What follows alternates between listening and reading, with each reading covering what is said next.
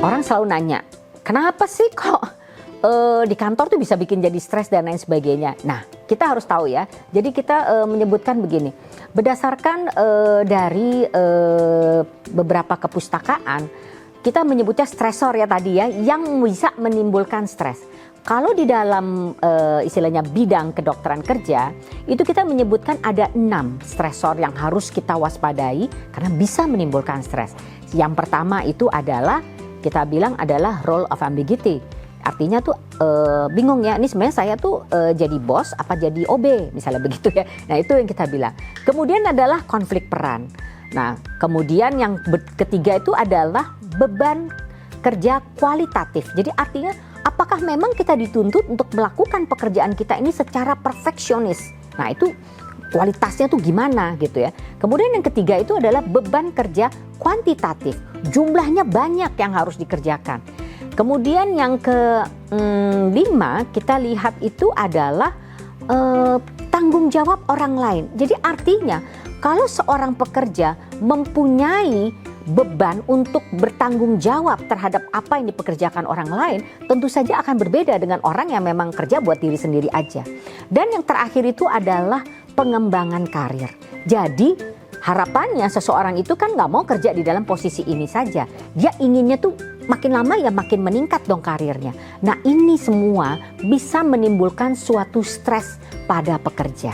Tapi ingat sekali lagi, coping mechanism dari seorang pekerja itu sangat berpengaruh terhadap dirinya. Apakah dia bisa menjadi stres atau dia justru menjadi lebih tegar. Jadi kalau orang itu atau pekerja itu stres terus gimana ya? Yang paling gampang itu adalah kalau kita lihat dampaknya nih, nggak fokus. Kalau nggak fokus artinya nggak produktif. Jadi apa target-target yang dibebankan kepada dia itu nggak tercapai. Itu kalau kita lihat dari sisi produktivitas kerja. Kemudian kalau dari fisiknya apa ya? Yang ke badannya tuh apa? Yang pertama kita bisa lihat, bisa tekanan darahnya naik. Kemudian apa lagi? Bisa juga jadi jantungnya. Karena dia kan sering tekanan darah naik, kemudian jadi pola kerja nggak benar segala macam ya, itu bisa menimbulkan yang namanya gangguan pada jantung. Kemudian apalagi yang kita bisa lihat, yang punya kelemahan pada lambung, jadilah dia yang namanya sakit lambung dan lain sebagainya. Kalau misalnya pusing, pusing. Kemudian yang ada misalnya gangguan pada imunitasnya, pada umumnya itu juga menimbulkan gangguan dari imunitas dari para pekerja. Jadi kalau kita lihat, stres itu bisa berpengaruh ke berbagai macam organ dan juga berbagai macam dari sistem yang ada di dalam tubuh kita, termasuk sistem hormonal. Jadi kita bisa lihat haid kita, maksudnya haid para perempuan itu yang bekerja itu bisa jadi terganggu. Atau misalnya kalau kita bilang gula darah jadi naik turun. Nah itu juga semua karena adanya faktor stres. Dampak psikologis seperti yang tadi sudah kita kemukakan di sebelumnya.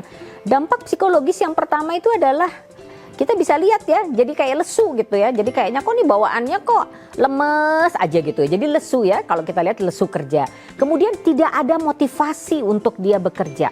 Jadi males, terus kayaknya nganggap buat apa nih aku kerja misalnya begitu. Jadi nggak ada motivasi.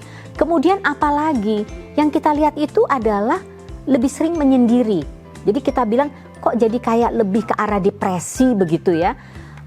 Terus menyendiri segala macam. Nah itu adalah segala sesuatu yang kita bilang dampak negatif dari stres terhadap aspek kejiwaan dari seseorang.